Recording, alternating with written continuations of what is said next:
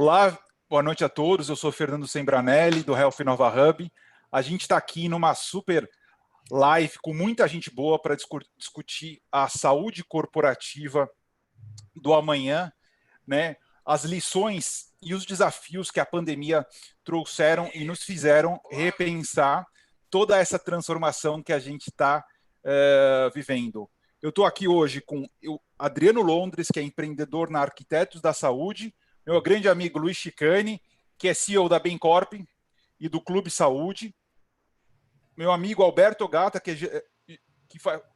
faz gestão de saúde populacional, uma referência nacional e internacional na área, que é da BQV e da IAWHP, excepcional empreendedor e médico, Paulo do Bem, CEO da Six Labs e da Health Maps, uma empresa extremamente inovadora na parte de gestão de saúde populacional, atendendo grandes clientes. Paulo Marcos de Souza, que é conselheiro e cofundador do INLAGS, além do INLAGS Academy, um profissional extremamente apaixonado e dedicado na gestão de saúde populacional, com uma histórica carreira e muita dedicação nessa área. Paula Campoy, que é CEO da Informar Saúde. A Raquel Conceição, que vai nos juntar em breve, e é gerente médica de saúde corporativa do Hospital Israelita Albert Einstein. E o Newton Nunes, que é vice-presidente da Unimed Teresina. Então, de fato, a gente tem hoje aqui brilhantes empreendedores e inovadores em saúde representados. Eu sou Fernando Sembranelli, CEO e founder do Health Nova Hub, um hub digital de inovação em saúde focado em aceleração do ecossistema, comunidade, comunicação e educação, e estamos aqui para fazer a diferença junto com vocês. A gente vai fazer uma primeira rodada que eu quero escutar, pedir para que cada um dos nossos debatedores se apresentem e falem aonde que eles viram que foi o principal desafio que essa pandemia trouxe para a saúde corporativa, começando com Alberto Gata. Lembrando que cada debatedor tem 3 minutos para sua réplica. Vamos lá. Bom, obrigado pelo convite. É um prazer estar rever os amigos. Muito contente de rever a turma. Na verdade, eu pesquiso saúde populacional na Escola de Administração da FGV São Paulo e trabalho com saúde no ambiente de trabalho. Realmente esse é um momento que traz muitos desafios, né? Por outro lado, eu acho que mais do que nunca a saúde está em evidência como um elemento estratégico na organização e é uma oportunidade da gente tentar transformar isso em alguma coisa mais consistente, né? Então, ela não pode ser um sopro, né? Telemedicina, gestão.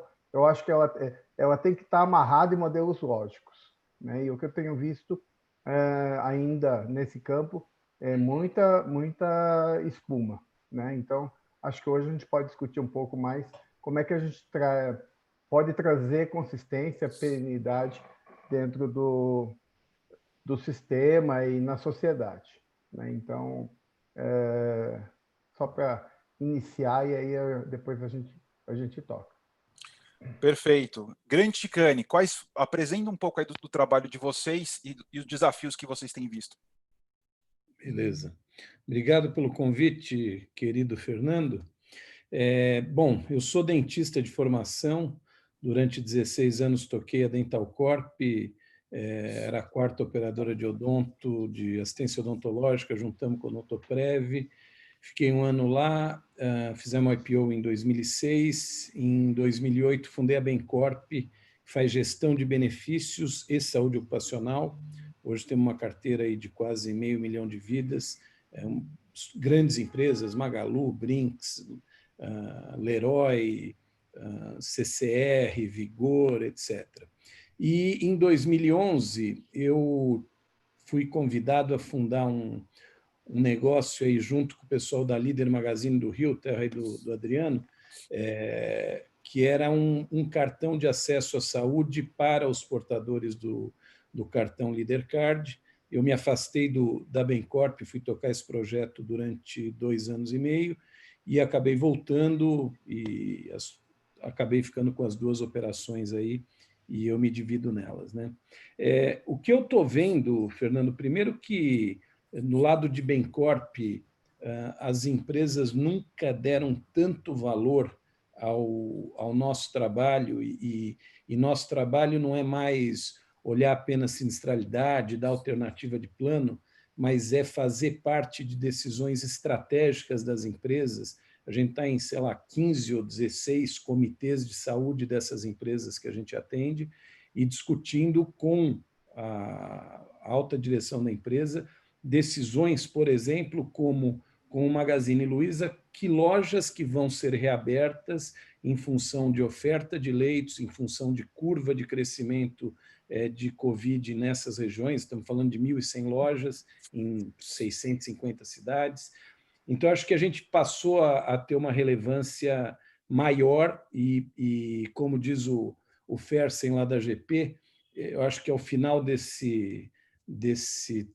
história toda, não sabemos como vai terminar ainda, a gente vai ter um mundo mais digital, mais higiênico, e eu acrescento bem mais focado em saúde, e esperamos que também mais filantrópico, né? E nessa linha, as empresas de saúde passam a ter uma relevância importante.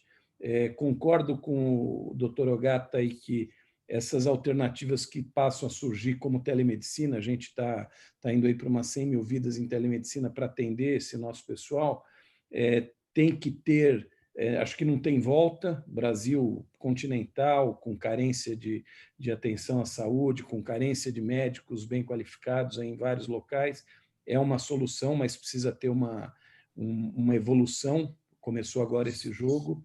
E para concluir esse primeiro ponto, eu acho que o grande desafio que a gente vai ter é uma fala que eu ouvi do superintendente da Abrange, que ele estima, não entendi exatamente o racional, mas que pode ter uma perda aí de algo como 12 milhões de beneficiários de plano de saúde, essa é a leitura que ele colocou num artigo, e isso daí teria um impacto enorme na saúde financeira das operadoras, dos hospitais, de todo o ecossistema. Isso daí talvez, isso vai ser um desafio, a gente não sabe como vai terminar essa história. Perfeito. Excelentes provocações. Acho que realmente a gente está caminhando para um mundo, né, mais digital e com mais valorização da saúde corporativa. Paula Campoy. Bom, Fer, depois de mais de 20 anos trabalhando no mercado de saúde, mas dentro do segmento farma, nos últimos 3 eu venho atuando como responsável da Informar Saúde, que é uma empresa que, de fato, olha e faz acolhimento ao paciente, ressignificando a sua relação tanto com a doença e também com a forma como ele é acolhido. Pensando que esse contexto do corona, ele forçou o isolamento e antecipou hábitos que levariam muito tempo, que a incorporação do digital na rotina de todos nós, eu acho que ele chegou com uma lente um pouco trágica, mas tem uma grande oportunidade aqui, né? Talvez a minha reflexão dos principais desafios seja com 2 lentes. A primeira, como gestora de uma empresa que tem ali mais de 200 colaboradores e que tem uma responsabilidade, uma corresponsabilidade com a saúde desses profissionais.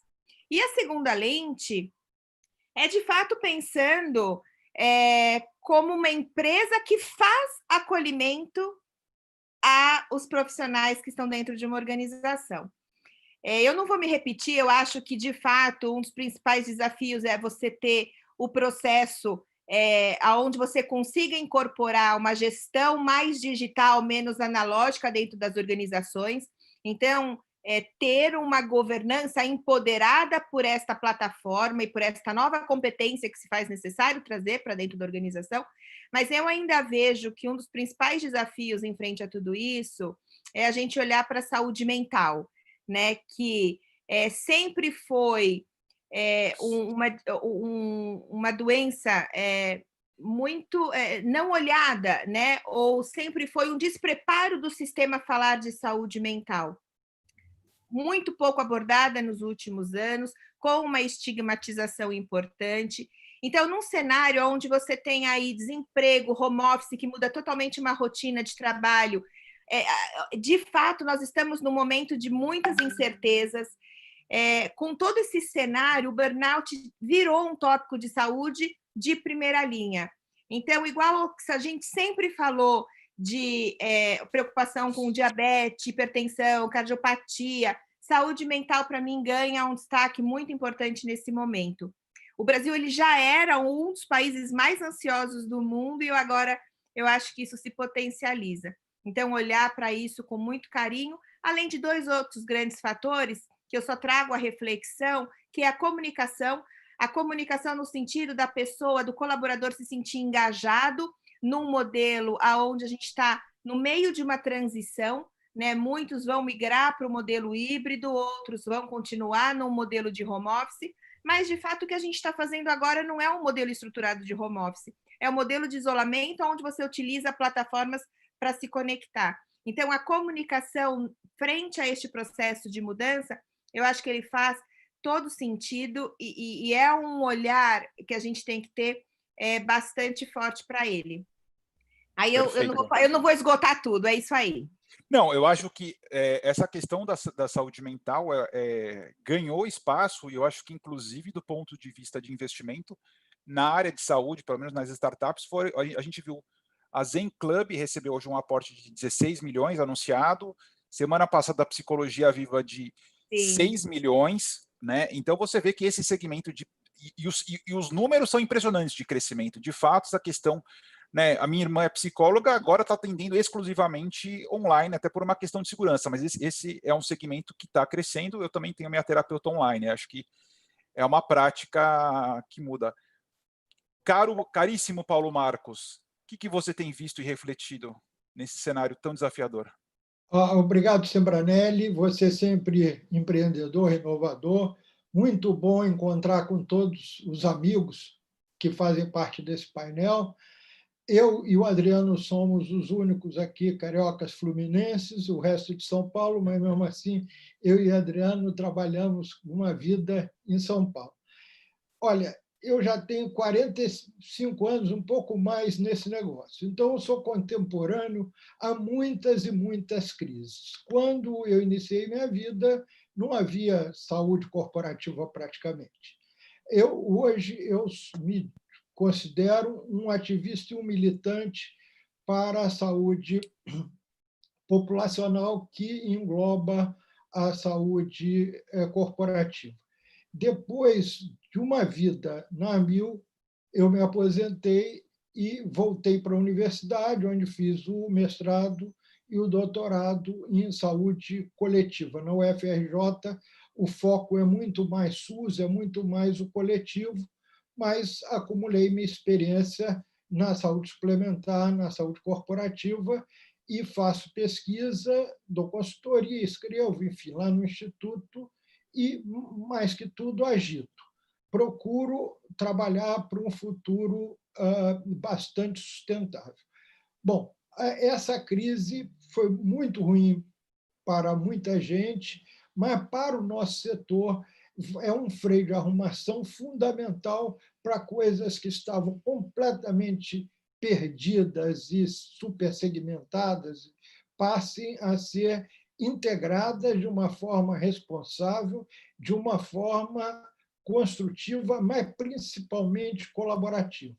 Bom, só para terminar minha fala, o mundo estará mais pobre, o Brasil muito mais pobre, o desemprego será muito intenso, muitas empresas inovadoras, startups, etc., não vão sobreviver, entrarão aí numa crise, num colapso grande.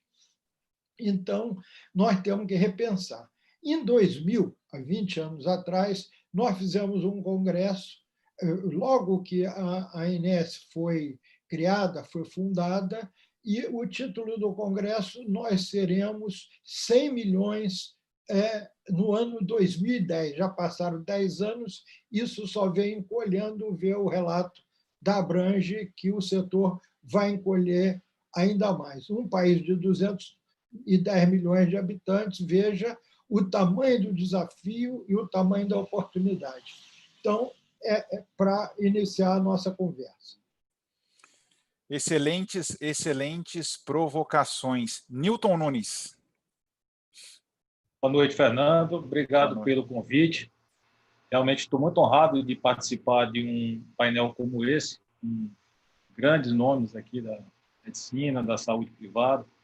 Bom, eu sou médico, né? Sou vice-presidente de uma cooperativa médica. Abaixo da minha diretoria tem 2 setores importantes que têm a ver com o tema, que é a tecnologia. Tá? Eu sou o diretor da TI da minha operadora e também o RH, né? Tá abaixo da minha diretoria. Bom, essa pandemia, né? Nós estamos vivendo o quê? Uma crise inédita no último século, né? Não é uma coisa simples, é uma coisa que ninguém nunca viveu aqui. Mesmo todos nós passamos, eu também tenho 20 anos de formado, 21, mesmo passando por várias crises econômicas, 2008, mas ninguém nunca passou por uma crise como essa. Nenhum de nós aqui, talvez só a guerra, né, tenha tido uma repercussão de igual monta. De forma que o impacto principal dessa pandemia foi principalmente no comportamento das pessoas, nos hábitos, na forma de relacionamento. Veja que eu sou do Nordeste, que é um povo muito caloroso. Imagina que a pessoa nós estamos aqui há 2 meses e pouco, sem poder nem ver os nossos pais. Então, enfim, é uma mudança de comportamento. Em relação às empresas, o que já veio de primeira ação foi o quê? A mudança na forma de trabalho, né? Na nossa forma de trabalho. 30% da minha empresa hoje está em home office, tá certo? E uma coisa bem interessante é que muita coisa que a gente botava bastante dificuldade para fazer antes, de repente, em menos de uma semana, em 10 dias, conseguimos botar em prática, tá certo? Como o próprio home office, nós estamos implementando essa semana uma telemedicina, um núcleo de telemedicina, que vai atender aos nossos beneficiários, tanto do ponto de vista preventivo, isso inclui até os nossos colaboradores, certo? E que isso a gente eu estou nessa ação há mais de 1 ano tentando fazer isso. E, de repente, em 15 dias, eu consegui, estamos colocando para funcionar. Então, assim, eu acho que essa pandemia também ela veio para derrubar muitas barreiras no sentido de mindset também, entendeu? Muita coisa que a gente botava trava, que não pode, porque a lei, porque não sei o que, então, mas a gente conseguiu suplantar rapidamente devido à necessidade. Em relação à saúde corporativa, eu acho que é fundamental, foi muito bem comentado pela Paula aqui, a saúde mental. Nós temos programas já de segmento de saúde mental, temos outros programas de segmentos dos nossos colaboradores e das empresas. Nós temos carteiras pessoas jurídicas, nós temos um programa de saúde corporativa, onde nós atuamos dentro das empresas, no sentido de diminuir a sinistralidade, né? Obviamente, para melhorar essa relação contratual, e também, principalmente, no sentido de promover a saúde, né, e de prevenir doenças. Então, a gente tem esse trabalho, depois eu vou comentar um pouco mais. Eu sou cardiologista, então tem tudo a ver com a parte preventiva, isso é a minha vida, né? Então, a ação da empresa privada, e eu vejo da seguinte forma, ela deve principalmente cuidar dos seus funcionários. Eu acho que nesse momento que nós temos é um pânico. Não sei se vocês têm aí a mesma quantidade que nós temos aqui, mas nós temos pânico dentro das empresas. Pessoas que têm contato com algum caso ficam em verdadeiro pânico. Então, nós temos que dar suporte aos nossos colaboradores, no sentido de tranquilizar. Nós aqui fizemos vídeos de orientação do ponto de vista de EPIs, temos um hot site para informação sobre essa doença, enfim, dando todo aquele suporte para que o trabalhador consiga desempenhar as suas funções de forma mais tranquila durante uma pandemia. Tá bom? Então, era isso que eu queria falar nesse primeiro momento. Ou seja, grandes desafios, mas também acelerou muita coisa, né? Que parecia impossível. Isso é interessante, né? Acelerou muito. Destravou muita coisa, assim. Sim. Muitas discussões pendentes, muitas coisas que não caminhavam, nem que neste momento esteja sendo considerado como provisório, mas, de novo, é uma forma de mostrar que funciona. Perfeito. Caríssimo Adriano Londres, por gentileza. Boa noite a todos. Eu queria agradecer ao Fernando pelo convite e dizer que eu represento Arquitetos da Saúde, que é uma consultoria técnica, junto com o Luiz Feitosa, que alguns de vocês conhecem, e que tem como grande sonho ressignificar o papel do contratante, da sua relação com o plano de saúde. Infelizmente, a nossa experiência é de que uma boa parte das empresas mudam na dor, e a dor chegou. Eu acho que esse será um divisor de águas no papel das empresas. Falando rapidamente sobre desafios, primeiro desafio é que a gente está aprendendo jogando, né? Isso tudo é muito novo, a gente não sabe como fazer, não tem todas as respostas, acho que cada dia a gente tem uma resposta diferente, a gente está aprendendo jogando.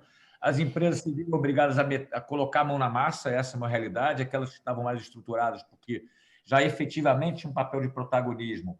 Talvez tenha tido uma maior facilidade, seja na migração da operação, seja no legítimo cuidado com o colaborador, porque tem estrutura assistencial, porque tem acesso à informação, porque consegue gerir, já fazia gestão de saúde populacional. Uma outra parte teve que se ancorar, empresas menores ou médias, ou aquelas que ainda não despertaram, se ancorar nas estruturas que foram disponibilizadas por operadoras ou por corretoras, no sentido de que caminho buscar, de acessar serviços via telesaúde. Eu acho que o desafio da saúde mental, concordo, esse é um momento absolutamente angustiante para a humanidade, é um momento de muita oportunidade, mas um momento de muito medo, e que vai trazer uma mudança, não só à sombra das demissões, mas uma mudança na dinâmica, já trouxe uma mudança na dinâmica de trabalho, e talvez a gente encontre, ao sair disso, teremos uma situação que não seja essa, contra o isolamento, mas que será diferente, e há que se considerar o impacto disso na saúde mental, não só do indivíduo, mas também dos profissionais.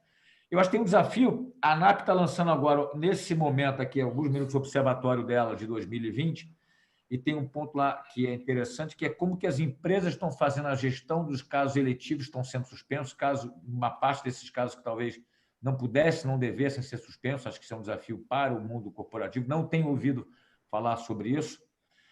E sobre lições, rapidamente, para ficar no meu tempo, é de que a gente tem pouca lição, a gente está aprendendo ainda, né?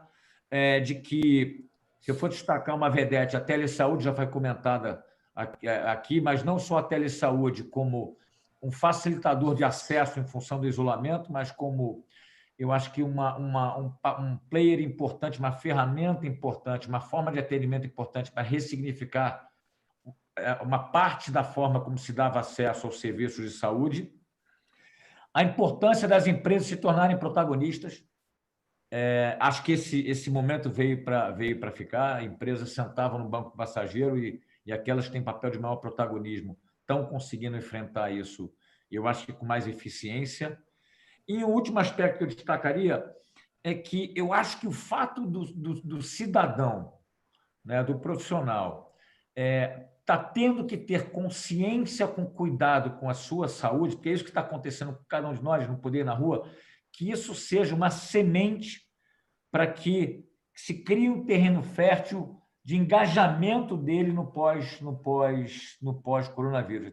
Há uma mudança, a necessidade de uma mudança não só nas empresas, mas eu acho que o colaborador, o indivíduo também pode sair disso diferente se as empresas souberem se comunicar isso de maneira eficaz. Vou terminar com uma frase de um artigo que eu li hoje, publicado pelo Alceu Alves da Silva, vice-presidente da MV Sistemas, e é uma frase do Einstein que diz: uma pessoa inteligente resolve o problema. É o que nós estamos fazendo, né?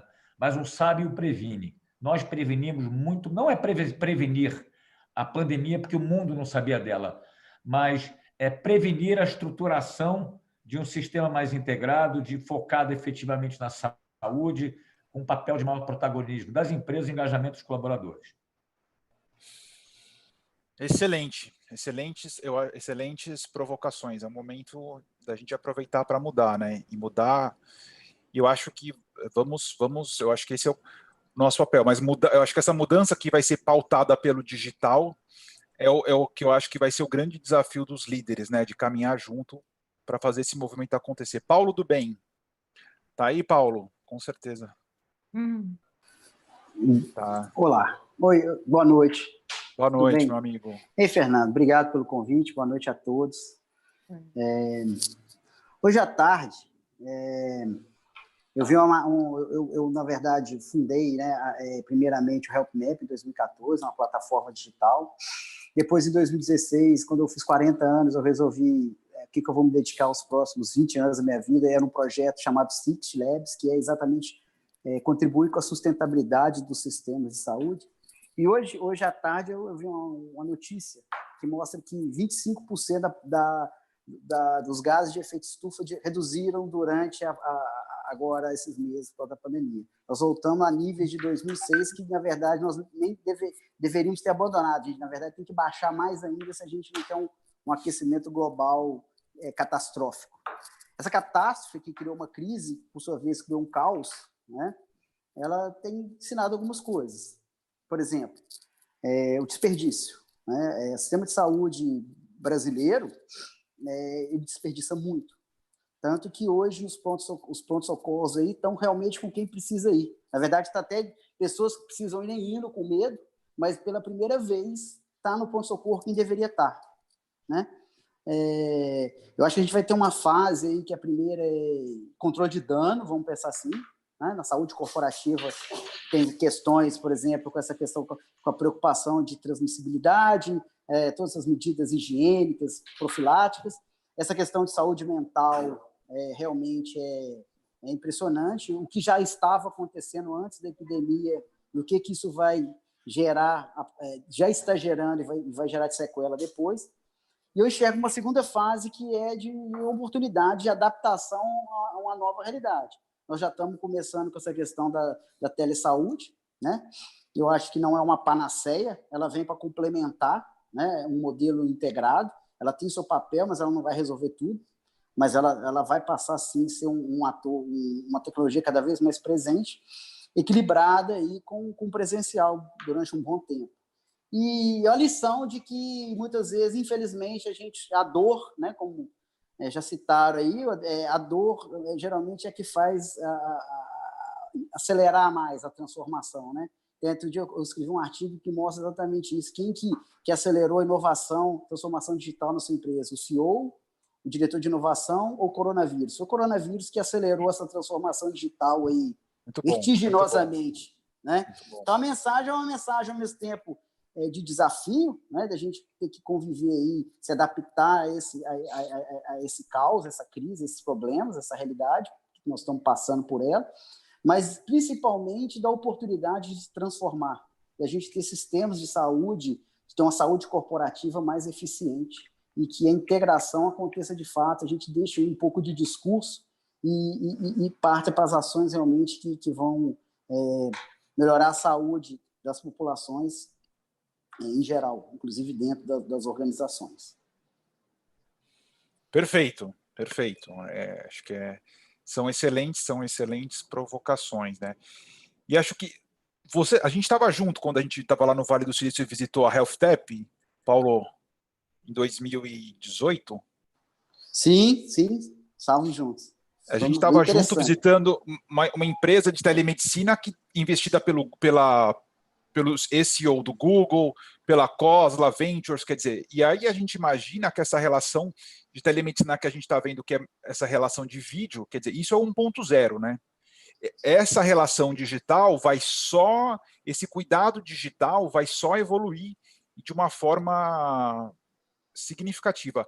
Raquel Conceição, consegue falar conosco agora? Raquel lembrando, gerente médica de saúde corporativa do Hospital Israelita Albert Einstein. Seja muito bem-vinda. Obrigado pela sua presença. Boa noite. Tudo bem? Alguns velhos conhecidos. Tudo, excelente. Respeitar o tempo, né? Então, queria primeiro parabenizar, achei interessantíssimo começar a conversar sobre um tema que acho que todos nós nos debatemos no dia a dia. Então, hoje eu estou à frente da gestão de saúde dos funcionários e dependentes do Einstein, quase uma comunidade de 40 mil pessoas. Nossa. E eu brinco que pior que eu ninguém foi, né? Eu tive quase 1.500 contaminados na linha e precisando trabalhar de verdade, né? Linha de frente, TI. Então, nós aprendemos na dor.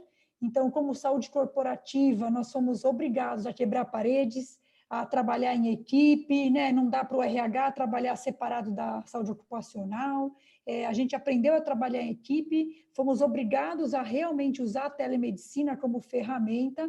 E uma lição, então, aprendemos com saúde mental, fomos a campo, ali olhar aquelas pessoas que estão atendendo no hospital de campanha do Pacaembu, Mboi-Mirim, empacotar corpos, aquela situação bastante difícil, realmente, estou há 20 anos no Einstein e nunca vivi algo igual.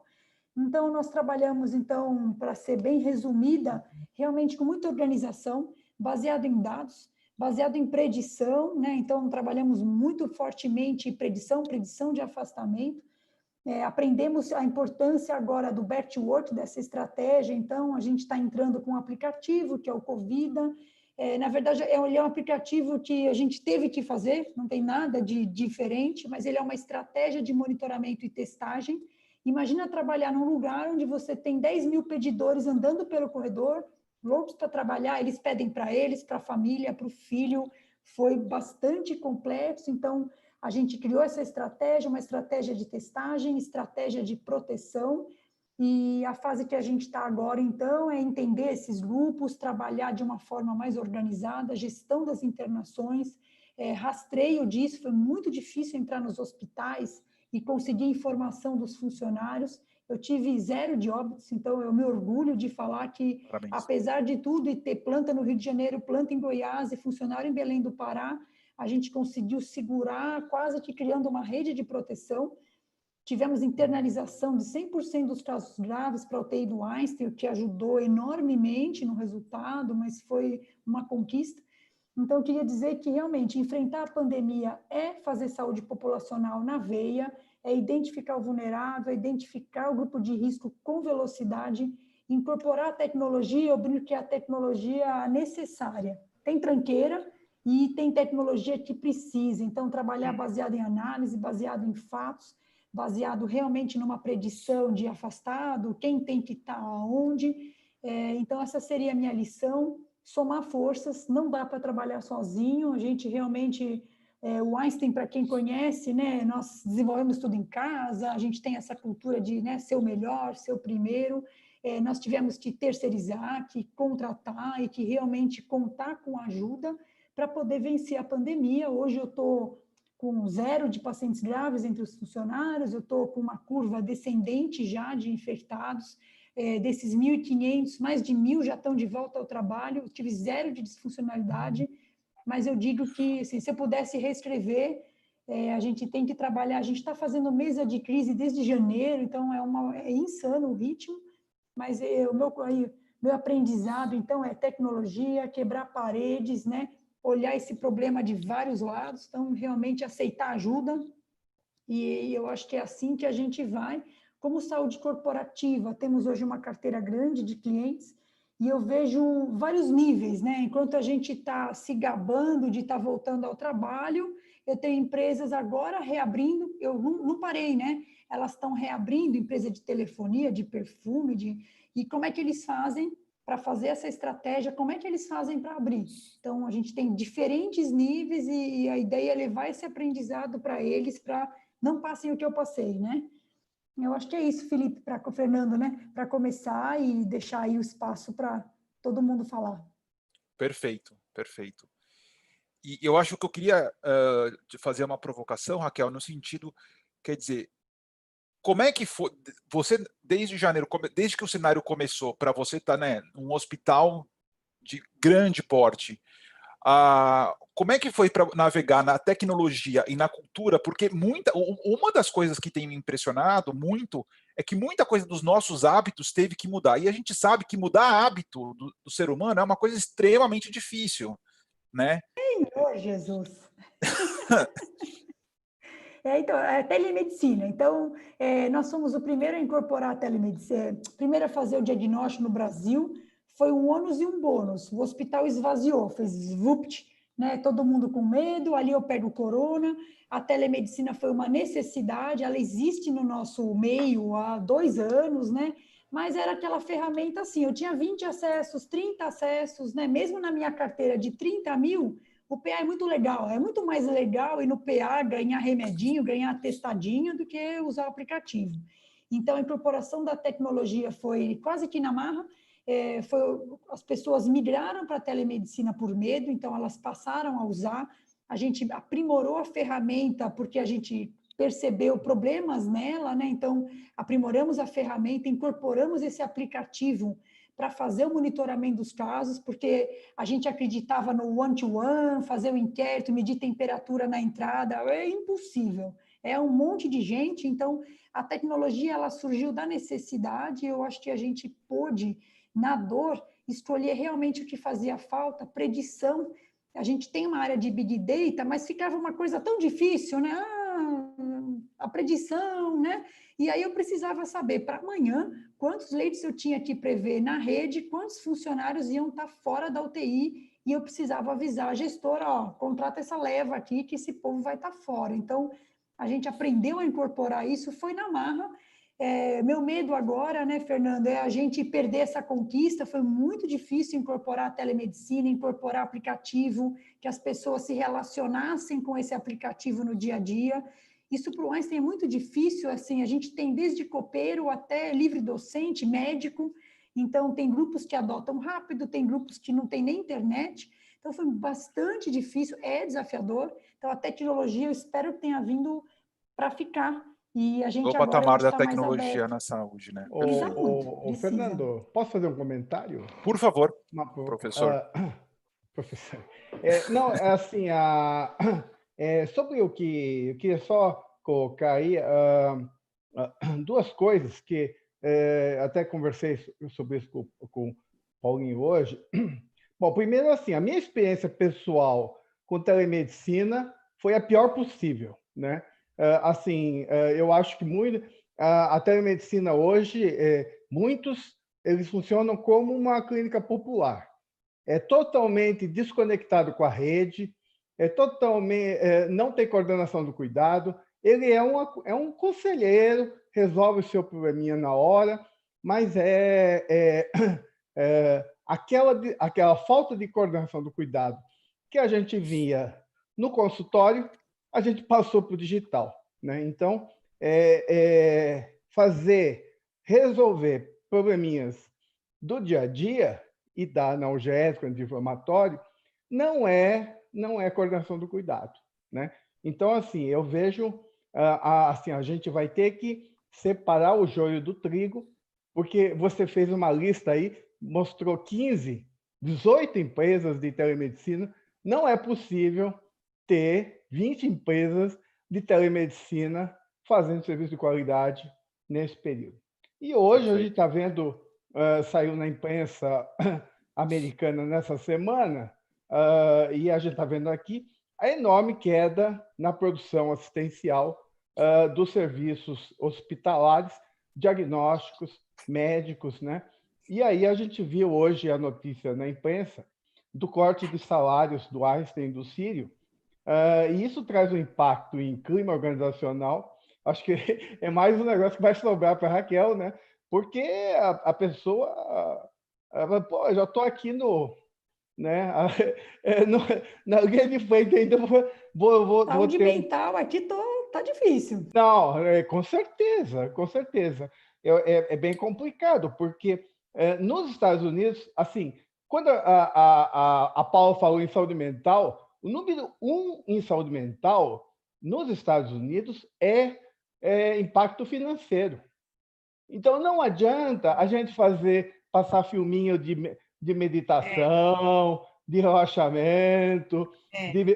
Se o cara assim, não, ok, eu vou meditar, mas eu não tenho dinheiro. Quer dizer, mas eu acho que é perfeito, mas eu acho que é o ponto que a Paula colocou, né? A gente está no momento que a saúde mental está muito agravada por todas as questões. Não, eu estou concordando com a Paula. Perfeito, eu estou dizendo que, na verdade, existem fatores relacionadas aos determinantes sociais que permeiam uma questão. É claro, você tem uma depressão, você está sem grana, você vai piorar a depressão, você não vai conseguir ter acesso a medicamento, aquela coisa toda. Então, E mais do que isso, né?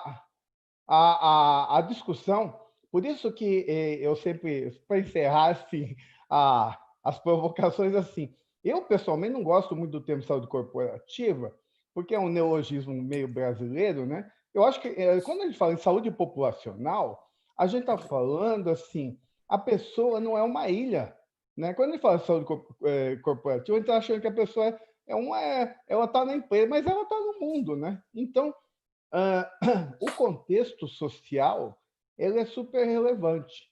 Então, não basta assim, eu vou oferecer acesso à psicoterapia e eu estou fazendo saúde mental, né? Talvez seja algo mais amplo. É isso. Perfeito, Obrigado. perfeito. Paula, você tinha uma réplica? Não, é porque quando a gente começa a se empolgar, se não modera, a gente não para de falar, né? Mas isso que o Ogata traz, essa reflexão, de fato faz todo sentido. Porque se no Brasil hoje a gente não tem este modelo coordenado, isso não vai se ressignificar por conta da tecnologia. Então, esse modelo que é fracionado e ainda um cuidado muito pontual, sem a continuidade necessária, muito bem colocado pelo Ogata, ele está refletido em alguns modelos que estão atendendo como teleconsulta ou telemedicina ou através da tecnologia. O fato é que hoje, eu acho que todos nós, de alguma forma, individualmente, já somos digitais. Em algum momento, todo mundo aqui, eu não sei quantas pessoas tem, mas bastante. Todo mundo aqui, nos últimos 4 anos, deixou de levantar a mão na rua para pedir táxi e hoje pede por algum tipo de tecnologia. Então, do ponto de vista de CPF, todos nós somos. Como CNPJ, pensando na empresa, os processos não foram estruturados para isso, a tecnologia não foi construída ainda com este propósito, então ainda a gente tem uma gestão muito fracionada. Hoje, o Covid, eu já estou fechando, o Covid, ele traz ações pontuais que precisam ser trabalhadas, porque ainda não é o modelo que a gente vai continuar. Perfeito. Grande... Tem dois? Olha, o que eu queria só pedir para vocês, a gente já começar... a gente começar a olhar, pegando esse gancho da Paula, e começar a discutir o futuro, porque é isso mesmo, quer dizer, vocês como parceiros, né, fornecedores, consultores, quer dizer, a gente já começa a receber demanda de grandes corporações que querem se preparar para essa caminhada rumo ao amanhã, né? E uma das questões não é só contratar tecnologia, é a mudança cultural e apoiar mesmo, né, diretores na área de saúde que vão ter que mudar esse mindset, né? Então, por favor, Adriano, depois Paulo Marcos. Obrigado, Fernando.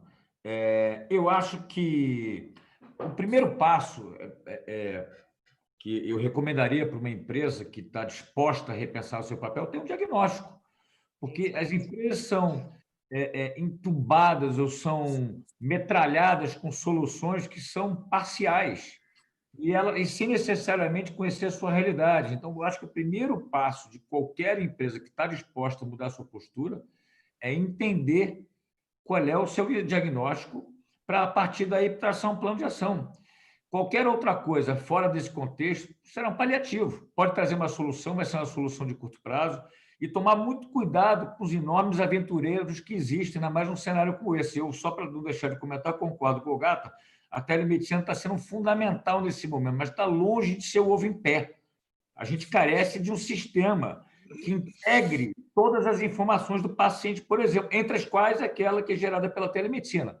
Mas, enfim, eu acho que o que as empresas precisam é entender qual é a sua realidade, em primeiro lugar, ao invés de ser metralhado com soluções que não encaixotadas, que não necessariamente vão atender às suas demandas e aquilo que elas propõem. Perfeito, perfeito. Paulo Marcos. Eu queria só lembrar dessa questão de nós temos que projetar o futuro. antes de prever o futuro, nós temos que criar o futuro. E, para isso, contar rapidinho a história. Em 1975, nós fomos ao primeiro Congresso Mundial de Medicina de Grupo em Paris. Quando voltamos, 3 anos depois, criamos a Amil. A Amil, do zero, chegou a quase 5 milhões de clientes. Quando eu me aposentei, estava perto disso, e 32 hospitais. Era a maior rede, a maior operadora. Já estou fora há 6 anos, voltei para o Rio, enfim. Mas isso, a visão era de crescimento. E agora eu estou vendo uma visão de encolhimento. Essa questão óbvia de saúde mental e de distribuir medicamento para os usuários e oferecer atenção por telemedicina, por ferramentas de tecnologia, são coisas absolutamente óbvias. Agora, como nós vamos oferecer isso para um setor que encolhe, que diminui? Então, nós temos que pensar como fazer esse setor voltar a crescer. E tem uma questão que nós estamos no Brasil, os determinantes sociais do Brasil, vocês vejam o volume de pessoas que estavam invisíveis, mais de 18 milhões. Agora, o volume de pessoas que estarão desempregadas, que antes estavam empregadas, um volume muito grande. A questão dos idosos que ficaram sem plano de saúde, porque a tal da saúde corporativa expulsa o idoso quando ele se aposenta. E outros planos nem adicionam o idoso por questões atuariais. Bom, se nós não pensarmos num futuro de integração de acesso, porque essa coisa da informação é muito bonita, mas não dá para eu ter minha informação super segmentada em cada prestador que eu vou, em cada médico que eu vou, e mais, ou em cada operadora. Em geral, dura 30 meses, um contrato, eu saio dali, minha história fica toda perdida e volta. Então, se nós não pensarmos num futuro integrado, num futuro de colaboração, num futuro onde o empreendedorismo vai ser a marca para desenvolver isso. Não é possível, num mundo onde a tecnologia entra e o custo aumenta. Tudo que a gente vê quando a tecnologia entra, o custo baixa. Hoje, num evento, um pouquinho antes, um webinar, o Zé Carlos, que hoje é o presidente da UHG, falou nos milhares de teleconsulta que eles fazem por dia. E foi a partir de uma base que nós construímos na Amil há muito mais de 20 anos. Então, foi só não era possível, apesar de ter médico e tudo, ela era passiva, não era ativa, porque não havia autorização dos conselhos. Então, essa questão de teleconsulta e tal, nos países frios, 40 graus abaixo de zero, ninguém consegue sair de casa, porque a neve está imensa, e a atenção é por telefone. Então, são coisas muito óbvias. Nós temos que discutir que, inclusive, os CNPJs estão reduzindo, porque tudo está virando empreendedorismo individual, PJ, etc. Como nós vamos construir esse futuro com mais acesso? E a palavra-chave no futuro tem que ser saúde. E nós temos que inventar uma maneira de remunerar pela saúde, não remunerar pela doença. Então, isso Perfeito. Tudo eu tenho discutido muito com o Ogata, com o Adriano e com todos aí, mas a nossa tarefa, a partir desse encontro de hoje, programar ações e outros encontros para construir esse futuro. Perfeito. Grande Chicane. Bom, eu tenho uma visão um pouquinho diferente aí e fiquei surpreso com os números da Raquel, do tamanho aí da contaminação que houve na população dela, e parabéns pelo excelente resultado final aí de agora tá a turma de volta. Mas eu acho que o que a gente está vivendo hoje, que muda a perspectiva de saúde para o empresário, que o Adriano falou, a mudança de protagonismo aí das empresas, ela passa por a gente conseguir gerar um acesso à saúde, e que eu concordo, Paulo, tem que aumentar a base, etc., mas a gente está num país que tem um salário mínimo aí de R$1.000, que com dólar esse preço ficou quase vergonhoso dizer quanto é que dá em dólar.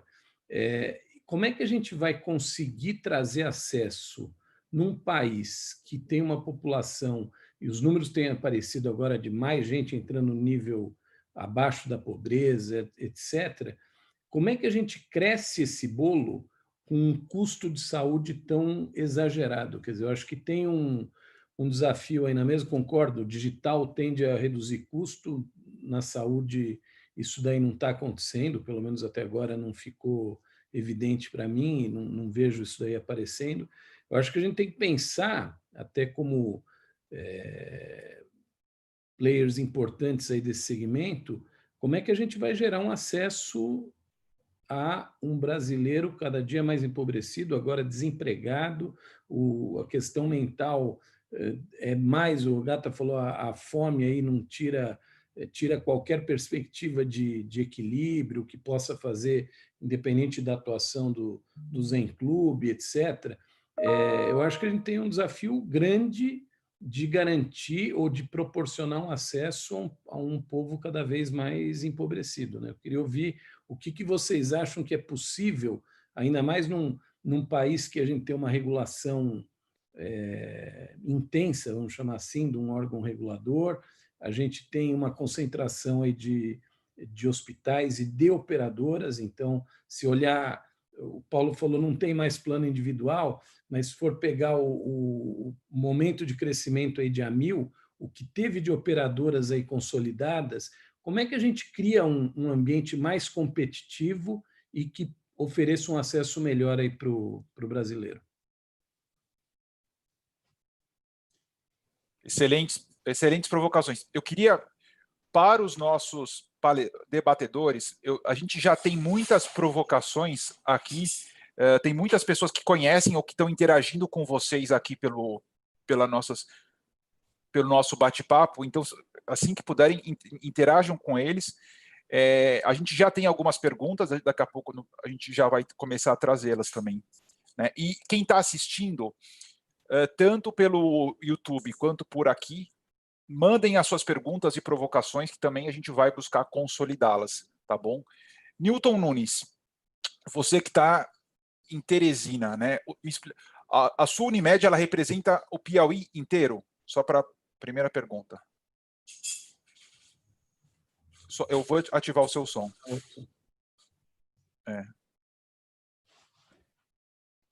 Vamos ver. Foi. Agora me culpa. Só para situar um pouquinho mais, nós atuamos Perfeito. em todo o Piauí, certo? E o sudeste do Maranhão. Perfeito. Totalizando mais ou menos mais de 20 municípios, tá? Nós cuidamos de uma carteira em torno de 130 mil vidas. Nós temos 2 planos de saúde, na verdade. Nós temos um plano Unimed, que é o nosso plano para classe A e B. E nós temos um plano chamado Intermed, que é para pessoas de baixa renda, classe C e D. Tá certo? Perfeito. Então, nós tomamos conta desse público. Sendo que o plano Intermed, a nossa carteira de pessoa jurídica é em torno de 70%. E o plano Unimed, nós temos uma carteira pessoa física balanceada, 50% pessoa física e 50% pessoa jurídica. Tá certo? Uhum. Então, essa é a população que a gente toma conta aqui. Eu queria falar assim, que eu acho principal e a gente colocar é o seguinte, como aquela máxima de aplicação financeira, né?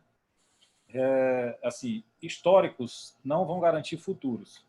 Resultados passados não vão garantir futuro daqui para frente. Então, nós vamos ter que reinventar o que nós vamos fazer daqui para frente. Nós vamos sofrer, o mundo vai sofrer uma retração econômica, pessoas vão perder emprego, pessoas vão perder os planos de saúde, pessoas vão migrar para o SUS, tá? Então, isso vai acontecer. Inevitavelmente, nós vamos passar por uma fase, tem uma projeção, eu vi um relatório, não sei se foi da McKinsey mesmo, que ele projeta a nossa recuperação para 2022 só. Nós vamos chegar ao patamar que a gente estava no começo de 2020, tá certo? Então, pode se preparar para 2 anos aí de muita dificuldade, tá certo?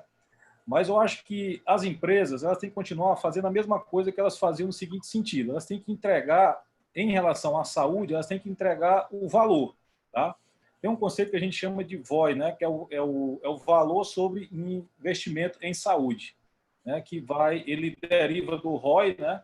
Então, basicamente, o que é? Quando você é empresário, e eu também tenho uma clínica e pago salários e tenho custos e tal, o plano de saúde ele é o segundo custo depois da folha, tá certo? Então, por que pagar o plano? Por que ter esse benefício? Você tem que receber de quem fornece ou quem faz esse gerenciamento um valor para os seus colaboradores, no sentido de que aquilo lhe reverta em produtividade. Então, sendo bem claro e sem muita fantasia em cima disso, tá certo? Então, nós queremos funcionários saudáveis para trabalhar mais, produzir mais, que não falte, né, por motivo de doenças. Essa é a visão mais, digamos assim, mais realista da saúde corporativa.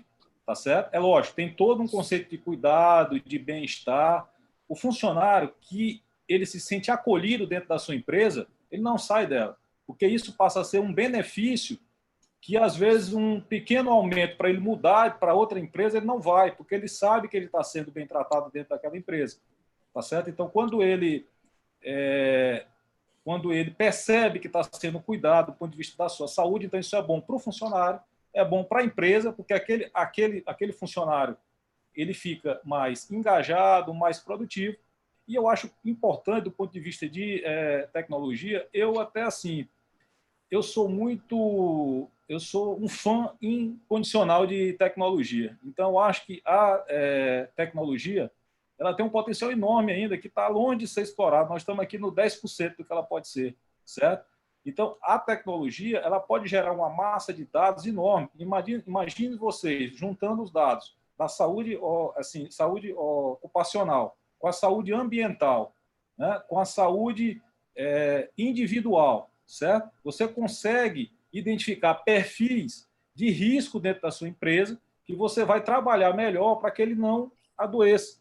E a tecnologia ela serve para fazer essa mineração desses dados. E ela consegue predizer, sim, consegue ter uma predição sobre a possibilidade daquela pessoa ficar Newton, mais... eu acho que você tocou num ponto fundamental em que, pelo menos, né, o Chicane, o Adriano, o Paulo, certamente a Raquel, trabalham, né, nesse trabalho, né, a própria Paula também, a questão de agregar dados, né?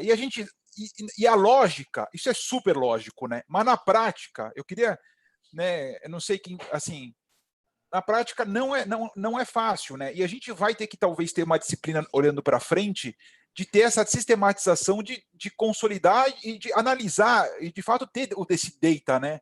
Porque cada um de vocês trabalha com grandes populações aqui, né? O próprio Paulo Magno, na época que estava na Mil, quer dizer, o próprio Ogata como consultor. Paulo do Bem, você que está aí tranquilo, mas lida com grandes organizações, dê-nos o seu brilho e a sua contribuição. Ô, Fernando, pegando um pouco aí... Deixa eu só interromper um pouco. Sim. O Paulo do Bem é um visionário, é um empreendedor, é um cara que há 5 anos ele vem fazendo uma coisa muito importante, que é enxergar e projetar o futuro. Muito bom te rever aqui, viu, Paulo? Obrigado, Paulo Márcio, suas palavras. Prazer revê-lo também. Fazendo uma reflexão aí, pegando um pouco do que já foi dito, a gente tem que lembrar que se a gente não trabalhar um tripé, que é tecnologia, sim, ela é fundamental, mas ela sozinha não vai resolver o problema, né?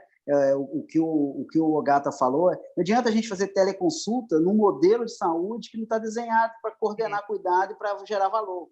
Você só está mudando um meio, você não está mudando nada na prática. Então, você tem que combinar, eu acho, 3 coisas. A tecnologia, o uso dela cada vez mais, a estratégia, que aí envolve realmente uma mudança de modelo, né? Uma lógica de modelo diferente, de incentivos adequados. E, por fim, que vem, né, que aqui a gente está vivenciando essa questão do Covid, que é acelerar uma mudança cultural. Também não adianta você ter estratégia e ter tecnologia se não existe uma cultura que sustente isso. Então, assim, a gente vai ter que estar sempre enxergando esse triângulo aí, é fundamental. E aí, eu acredito o seguinte, vamos fazer algumas... pensando na crise que, infelizmente, vai assolar. Não tem mais dinheiro para gastar na saúde, né? As empresas já estavam no teto da capacidade de fechar. Agora elas vão ter que usar esse recurso melhor ainda. E aí, o que está se pensando de integração, por exemplo, entre a saúde, já se gasta com a saúde ocupacional e com o plano de saúde. Muitas vezes a gente não percebe os avanços dessa integração. Ela vai ter que acontecer. Isso vai ter que passar a ser uma estratégia e mudanças, quer dizer, a tecnologia vai ter que favorecer isso vai ter que se tornar uma realidade daqui para frente. Quem já está fazendo, ótimo, provavelmente já está colhendo bons frutos em relação a isso. Quem não está, vai ter que passar a fazer. Então, assim, eu enxergo isso. A gente tem, na verdade, uma crise que vai dar uma oportunidade, uma janela de oportunidade para se redesenhar e refazer isso rápido. Quem conseguir fazer isso primeiro vai sobreviver e vai crescer e vai permanecer no mercado. Então, agora é um pouco de aproveitar esse momento e catalisar isso tudo. Estratégia, tecnologia e mudança de cultura. Estratégia, tecnologia e mudança de cultura. Essa é a sopa de letras mágica, né? Que é um belíssimo desafio. Chicane, desde que a gente conheceu, trabalhei lá atrás no projeto do Health Scorecard, que já tinha que tem muito a ver com integração. E o que me impressiona muito é que agora você vê, que a gente estava conversando à tarde, falou assim, é absolutamente necessário a gente ter uma integração dos dados, das informações, e a gente sabe na prática que são linguagens muitas vezes completamente diferentes, né? O que você está vendo né, de todas essas provocações assim? Bom, a gente já integra aí ocupacional e assistencial quase desde o início da Bencorp, estou falando 2008, começamos a operar ocupacional talvez em 2010, então já são 10 anos, e cada dia tem mais informação integrada.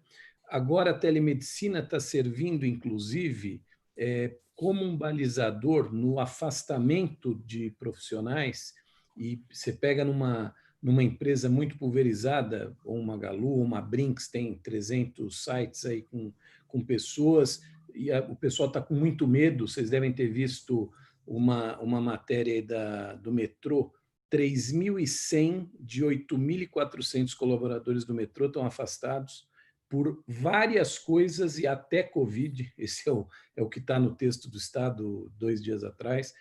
Então, eu acho que agora essa integração que o Paulo falou, ela vai acontecer, e eu acho que além do trinômio que ele colocou, eu acho que eu volto para o tema gestão de custo, é vital para ficar de pé.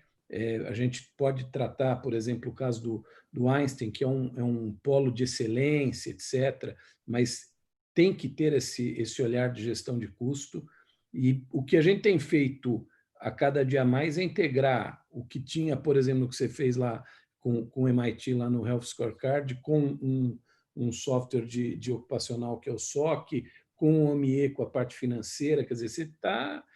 Mas é uma jornada, né, Chicane? 10 anos, quer dizer... Uma jornada de 12 anos, e sábado de manhã a gente estava, anteontem, né?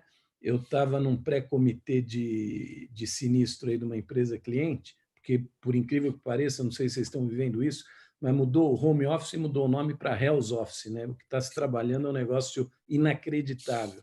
Eu até peço desculpa, vou ter que sair às 8 cravada, que eu tenho ainda um compromisso aí já marcado a tempo.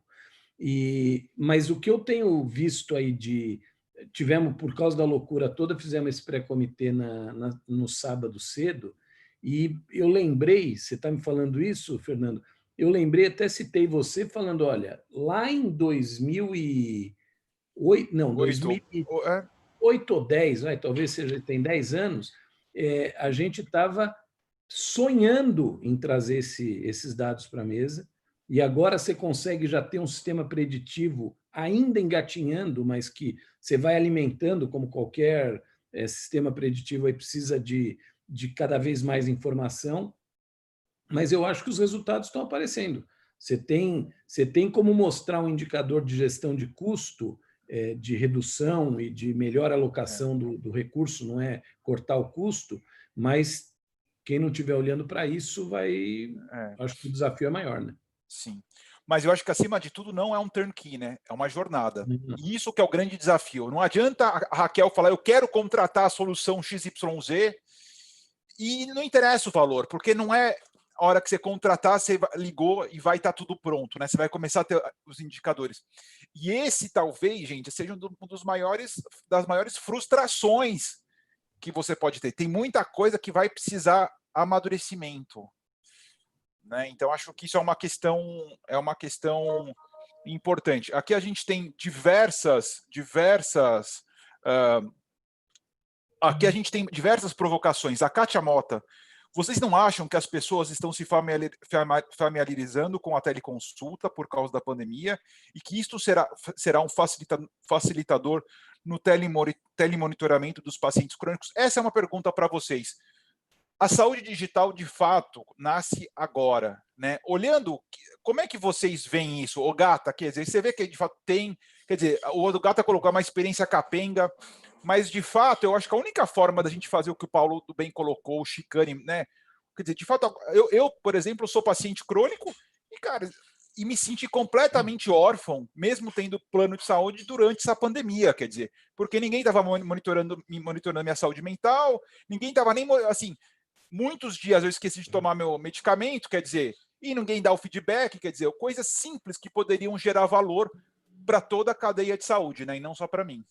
Bom, fazendo só um comentário sobre isso, a gente tem um grupo de empresas do setor industrial, que é um grupo técnico, e uma das coisas que a gente está acompanhando é isso. Para responder a Kátia, eu não sei se as consultas em telemedicina elas estão realmente substituindo as consultas presenciais, ou se depois que liberar, a gente vai ter as consultas em telemedicina mais as presenciais. É uma coisa que a gente vai ter que acompanhar, né?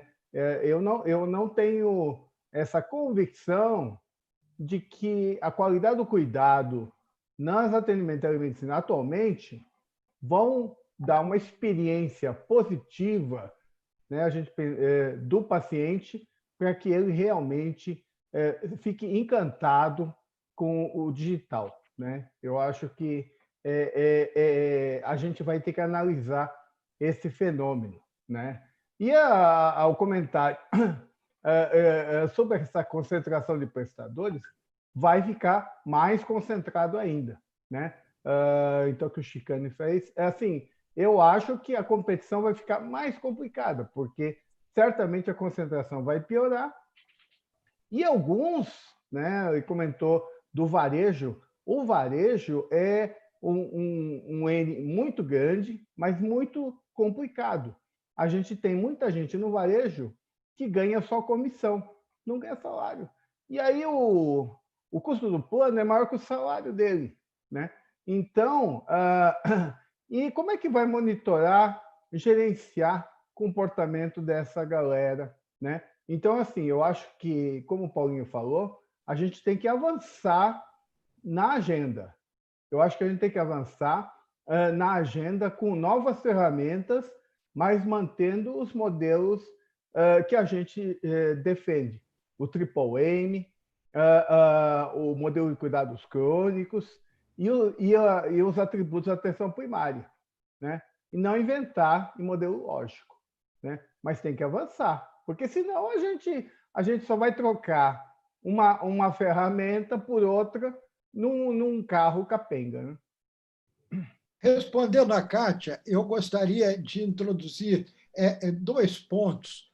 Um é o que me encantou quando eu conheci o trabalho do Paulo do Bem, porque ele integrou tecnologia e atenção primária ainda de uma forma inicial, e ele foi crescendo nisso, ampliou e virou uma referência. A outra questão foi o Ogata, que eu sempre apreciei muito, ele desde que era um cliente exigente, mas ele unia a saúde ocupacional à saúde assistencial. E o Chicane comentou isso, a empresa dele faz isso há muitos anos, por isso também virou referência, cresceu. Então, nós temos que fazer um trabalho de integração, e integração responsável, e integração que visa o acesso, porque até aqui, para o nosso setor, alguém ganhar, alguém tinha que perder. Chegou a hora que nós temos que fazer alguma coisa para todos ganharem, para todos colaborarem, todos crescerem. Então, é um momento dessa sacudida de nós partirmos para um trabalho integrador, com informação responsável, confiável e um modelo novo de relacionamento.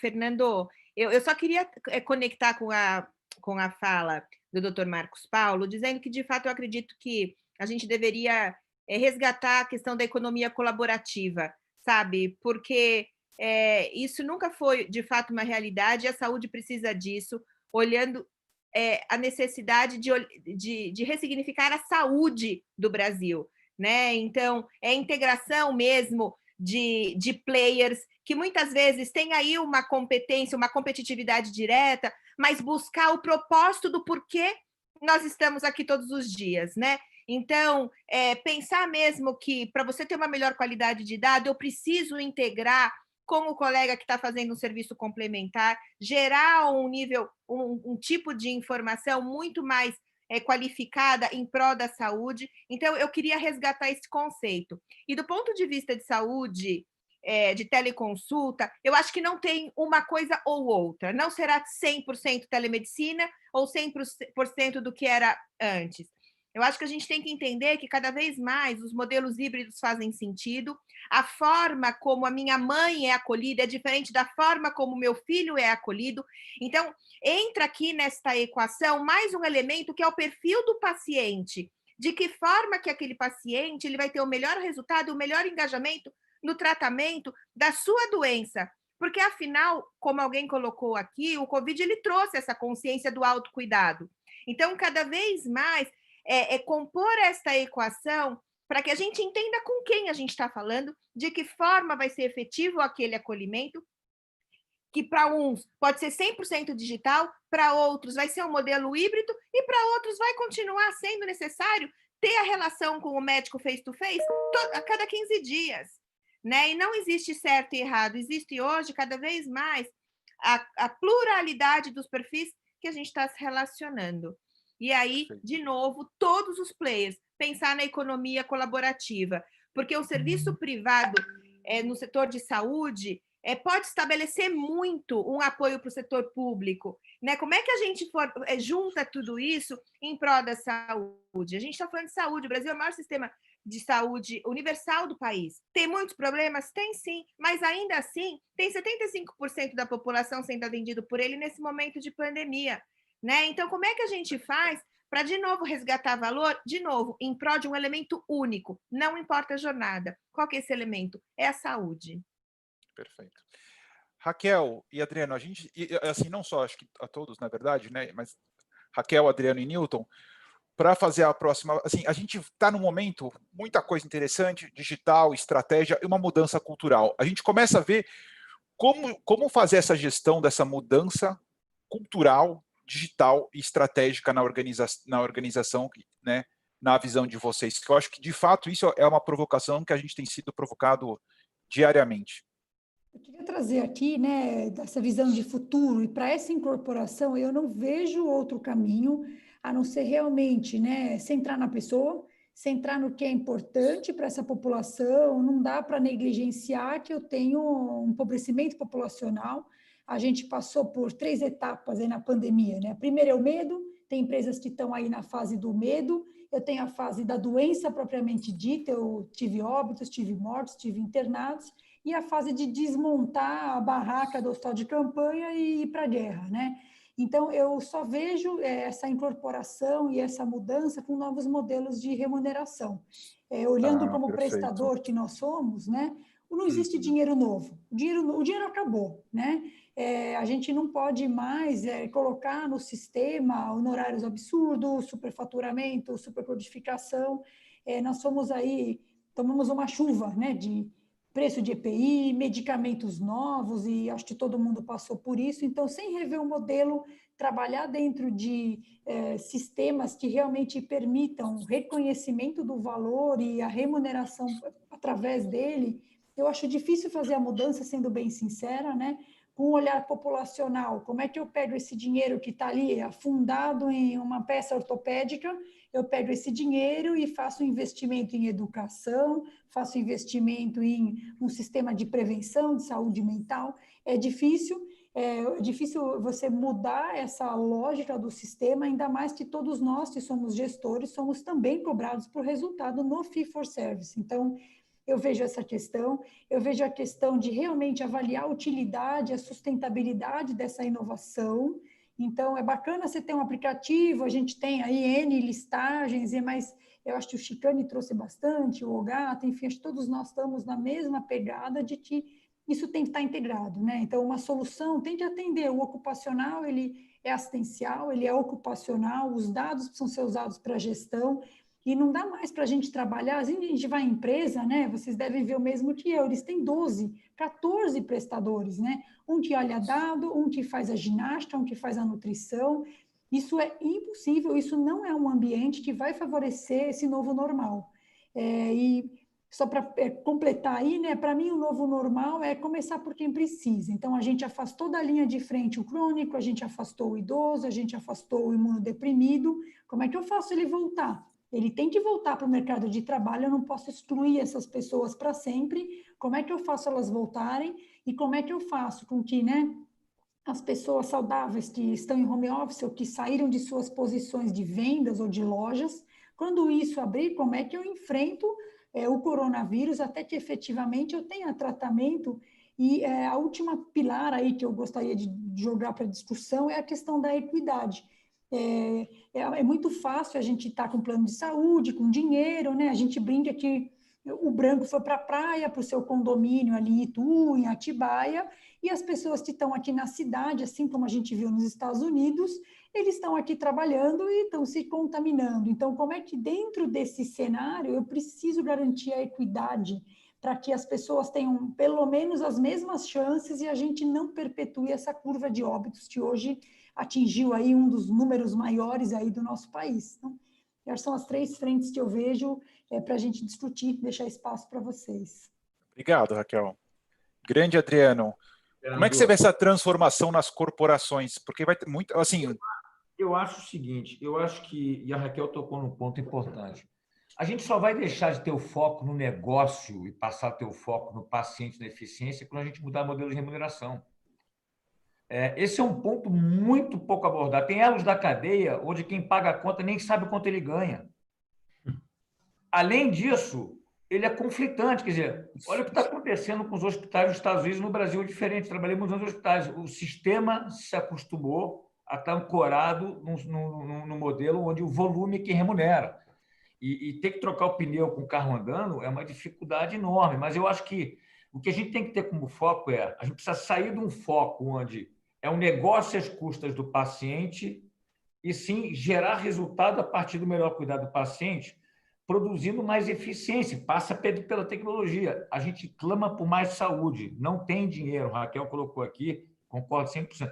Como que a gente vai gerar mais saúde com o dinheiro que tem? A tecnologia é fundamental, não vai substituir o médico, a gente está naquela situação onde a gente saiu do caótico, do fragmentado, do foco na doença, da ausência de integração, e nós vamos ter que buscar o meio do caminho, entendendo o que é meio e o que é fim.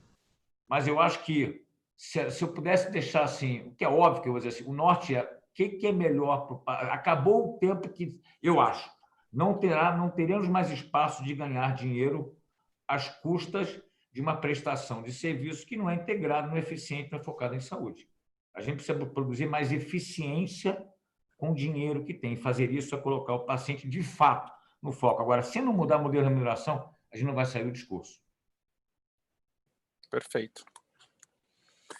Caríssimo Newton. Bom, depois a gente fica aqui pensando, né? Fica aqui pensando, fala assim, aquela coisa assim. Por onde eu começo aqui, né? Depois de tanto chegar. Mas assim, eu vou pegar um gancho no que a Raquel falou e no que o Adriano falou. Eu acho o seguinte, eu sempre posto as coisas mais práticas, né? Como o dinheiro acabou ou está pouco, o racional é o atendimento integrado, como todos já falaram aqui. Mas sabe qual vai ser a maior revolução digital e da saúde? Quando nós tivermos o registro eletrônico de saúde integrado, no público e no privado. Não tem sentido eu pagar uma conta de um paciente meu que, porventura, internou no SUS, acontece muito, a gente tem uma conta alta do SUS, eu, além de pagar a conta dele, eu não tenho acesso aos dados de exames que ele fez, uma tomografia, uma ressonância, enfim, eu não tenho nem os meus próprios dados em determinados contextos, entendeu? Eu tenho uma parte do meu sistema integrado, mas um cliente meu que foi atendido em São Paulo, que porventura passou particular na Beneficência Portuguesa, exemplo, né, geral, ou no Einstein, eu não tenho acesso imediato aos dados daquele paciente, mesmo pagando a conta muitas vezes. Entendeu? Então, assim, a maior economia da saúde vai ser quando nós eliminarmos o desperdício da redundância de exames que o paciente já fez, de procedimentos, enfim, onde você pode ter a integração de todos esses dados, transformar em informações, e aí, junto do cuidado, de todo o cuidado que a gente vai ter, né, com todas as medidas ocupacionais, assistenciais, mas isso vai ajudar bastante o nosso sistema. Eu queria falar um ponto sobre a telemedicina, e eu posso falar porque eu faço a telemedicina, eu atendo pela telemedicina, então tenho uma experiência de gestor. Há quanto tempo, Newton, você atende telemedicina? Olha, eu atendi agora mesmo, na verdade, pela liberação do CFM, né? Eu estou há 2 meses atendendo. Perfeito, claro. É isso, né? Porque vocês sabem que o nosso conselho ele tem uma posição institucional complicada em relação à telemedicina, e assim, eu entendo, você tem que se colocar do outro lado, quem não é médico, ou quem já passou etapa gestor, eu ainda estou no meio do caminho entre gestor e médico. Então, assim, cuidado, tem uma parte... caminho negro da força. Pois é, exato. Não sei se eu vou para lá ou volto, né? Mas, mas, enfim, o conselho ele tem uma certa razão, porque é o que a gente está vendo agora. Eu já vi mais de 40 plataformas de telemedicina, eu já atendi em pelo menos 5, e já vi várias apresentações. O que a gente tem na prática? Você tem plataformas imperfeitas, que não atendem totalmente o que a gente quer. Eu acho, como acho que a Paula que falou isso, não tem esse negócio de voltar ou de substituir, não. É uma experiência diferente, é como o Dr. Chau fala. A telemedicina é mais uma forma de você oferecer medicina, tá certo? A medicina, para algumas áreas, por exemplo, cirurgião geral jamais vai poder dar um diagnóstico de uma urgência, por exemplo, abdominal, sem palpar o paciente, sem examinar, não tem telemedicina para isso, entendeu? Agora, em outras áreas, psicologia, psiquiatria, cardiologia mesmo, já fiz vários atendimentos, e nós temos uma experiência muito positiva. Eu lhe digo, eu atendi recentemente, há uma semana, uma senhora de 88 anos, que estava isolada por precaução no interior do Piauí, através de um celular, porque ela estava lá com sintomas, era uma coronariana, era uma paciente grave, estava estável, mas estava com sintoma, entendeu? E eu consegui tranquilizá-la a 250 quilômetros de distância através de um celular, certo? Então, assim, não dá para você não ver valor nisso. É claro que tem um valor. Nós temos um país continental, nós temos regiões que não têm acesso à saúde. Então, a telemedicina, a telesaúde, ela não tem mais volta. Isso não tem como isso aí ter volta. Entendeu? Apesar de que o CFM, todos vocês sabem, liberaram uma licença, digamos assim, uma resolução provisória durante a pandemia. Mas não vai ter como voltar. Os outros países já fazem, Portugal, Estados Unidos, a China, muita gente já faz há 15 anos, mais do que isso, 20 anos. Então, não tem como voltar. É muito positivo que veio agora. É mais uma forma de acesso. Vai ter paciente que não vai querer isso, que não gosta, que vai querer ter aquele contato. Vai ter paciente, principalmente os mais jovens, que já têm acesso, já nascem mexendo em celular e tablet, entendeu? Eles vão gostar disso. Então, eu acho que não tem nem essa celeuma. Para mim é uma coisa muito tranquila isso, tá certo? E então, assim, voltando à parte, e isso vai ajudar muito a gente a integrar todos os cuidados. E eu me preocupo muito, quem trabalha comigo sabe, a questão dos custos. Tá? Medicina, saúde, como já foi colocado aqui. É praticamente a única área onde a tecnologia ela aumenta custo. Então, a gente tem que economizar em outro lugar, certo? E essa economia vai ser diminuir os desperdícios que tem no meio da cadeia, que todos nós sabemos que tem. É isso que eu queria dizer. Não, perfeito. Fernando, posso por favor fazer uma provocação aí para Pode. o Paulo e para o Adriano? Acho que o Paulo saiu, não sei. Mas pode falar. O Paulo Marcos está aqui. O Paulo está aí, perfeito. Eu sou um paulista carioca, né? Vou muito para o Rio, aí, adoro o Rio, e até passei um mês agora no Rio e voltei com esse aumento aí da curva no Rio e ocupação de leitos, etc. Como é que vocês veem no Rio esse monte de leitos aí que foram criados? Isso vale aqui para o AMB, para o Pacaembu, onde seja. Como é que fica o day after quando achatar a fase pior de contaminação, de internações, etc.? O que vai resultar isso no SUS pós-Covid, ou na estrutura hospitalar pública pós-Covid? Qual que é a leitura que vocês veem? No Rio, eu vi os números, que eu não tinha ideia dos números de leito de UTI, comparado com outros estados, comparado com São Paulo, fiquei assustado no setor público. E agora eu acho que tem um investimento, tem respirador, tem isso. Como é que vocês veem o day after aí do sistema público no Brasil, mas no Rio em especial? Chicane, o Rio tem 6 hospitais federais, tem os maiores institutos, que é o Instituto Câncer, o Instituto de Ortopedia, o Instituto de Cardiologia, e são cerca de 3.800 leitos que não foram entregues para atender o Covid por problemas políticos. Então, 3.800 leitos e hospitais de primeiríssima qualidade, como o belíssimo Hospital da Lagoa, o monumental Hospital dos Servidores e um imenso Hospital de Bom Sucesso e por aí afora. E o Rio de Janeiro, por problemas políticos e até de corrupção embutida, porque virou um escândalo, saiu fazendo hospitais de campanha. E esses hospitais de campanha já estão prontos há mais de um mês e não foram colocados em funcionamento, porque falta tudo para funcionar. Porque construir foi fácil, contratou uma empresa para construir, mas é difícil contratar uma empresa de recursos humanos e que tenha um remédio e o oxigênio e tudo mais. Então, a saúde, e o Rio não começou agora.